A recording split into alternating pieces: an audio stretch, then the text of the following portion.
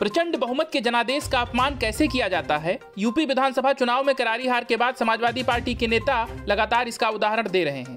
कभी वो ईवीएम का रोना रोते हैं तो कभी धांधली की बात करते हैं, लेकिन जनता ने उनको नकार दिया, ये बात वो मानने को तैयार नहीं। वहीं सपा नेत्री जया बच्चन तो इन सबसे आगे चली गईं। उन्होंने जनता पर ही उंगली उठाते हुए उसे भला बुरा कह दिया।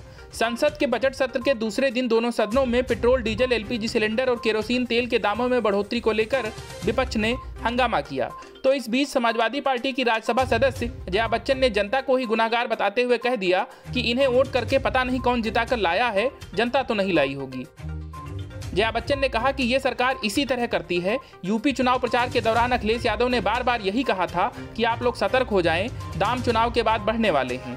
गौरतलब है कि जया बच्चन पहले भी भाजपा सरकार पर तीखे हमले करती रही हैं। चुनाव प्रचार के दौरान मडियाऊ और मछली शहर में सभा को संबोधित करते हुए उन्होंने कहा था कि योगी और मोदी अपनी कुटिया में चले जाएं।